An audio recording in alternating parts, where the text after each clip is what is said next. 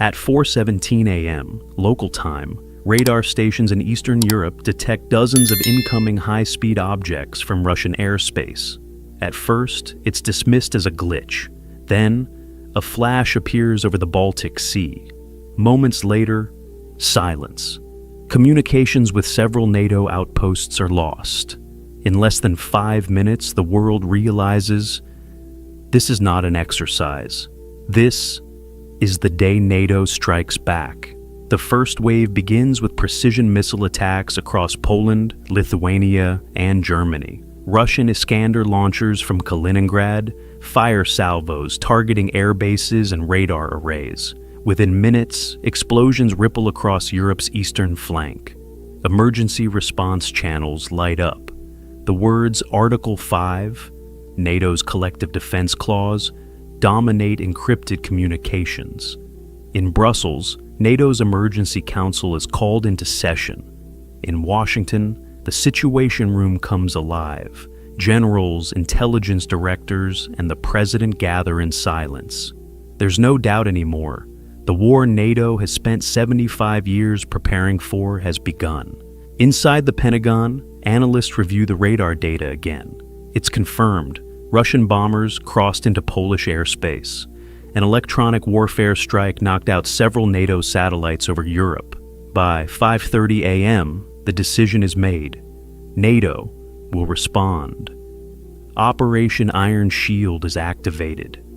US, British, and German forces begin mobilizing under coordinated defense plans. Within hours, 500 fighter jets are airborne.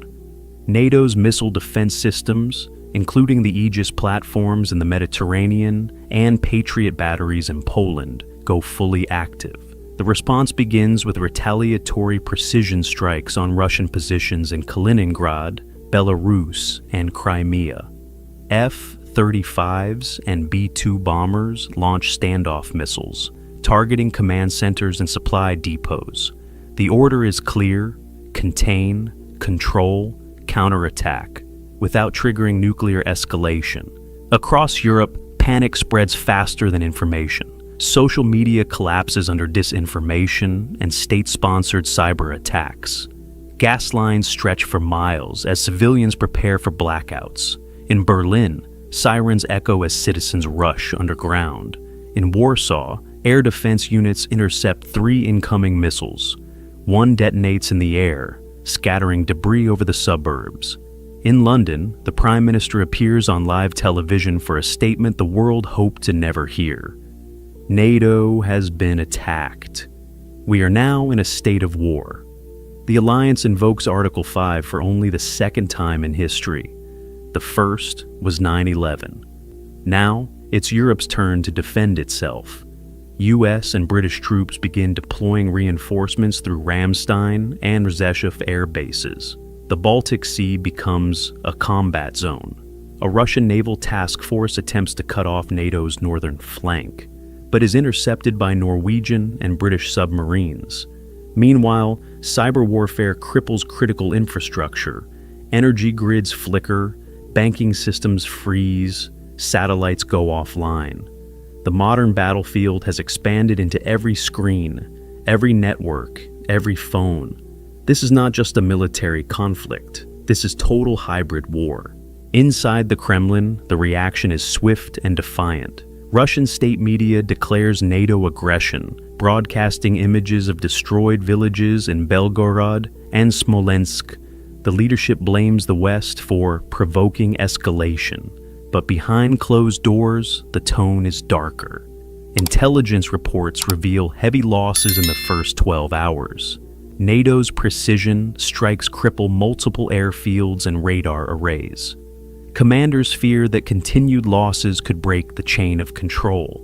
In response, Moscow deploys nuclear-capable bombers to forward positions in Murmansk and Crimea. Satellite images show mobile launchers on the move.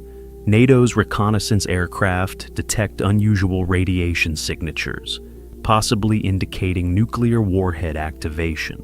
The world watches the clock tick closer to midnight. The US issues a stern ultimatum. Any use of nuclear weapons, tactical or otherwise, will be met with overwhelming response. In private, NATO intelligence warns that Russia's early warning network has been degraded. If communications collapse further, a mistaken launch could end civilization in less than an hour. By hour 24, NATO shifts from defense to offense. Operation Thunder Rain begins. Coordinated air and drone strikes target ammunition depots, logistics hubs, and field command posts across Belarus and Western Russia. Special forces conduct cross-border sabotage missions, disrupting fuel lines and rail networks critical to the Russian advance. In the skies, the largest air engagement since World War II erupts over Eastern Europe. More than 200 aircraft clash in a single battle spanning hundreds of miles. Stealth bombers evade radar, while electronic warfare planes jam enemy communications. Meanwhile, civilians across Europe face a grim new reality. Supermarket shelves empty within hours. Mobile networks collapse. Gas pipelines shut down. The continent begins to feel the first signs of economic collapse. But amid the chaos, NATO gains momentum. By hour 36, Allied forces push Russian units back from the Suwalki Gap, the narrow corridor connecting Poland and Lithuania. This victory restores partial supply lines to the Baltic states, preventing a full encirclement. For the first time, the narrative shifts. The question is no longer, can NATO survive? It's, can Russia hold?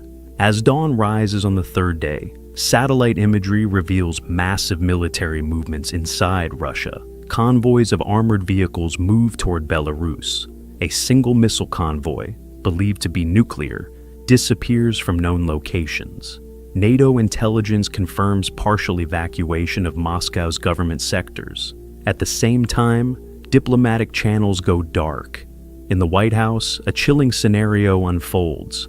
What if Russia, facing battlefield defeat, decides to escalate to the unthinkable? Inside a classified bunker, world leaders debate their options. Should NATO press forward or call for ceasefire before crossing a nuclear threshold? The president hesitates. But as NATO command monitors missile movements in western Russia, one radar station near the Arctic Circle suddenly goes offline.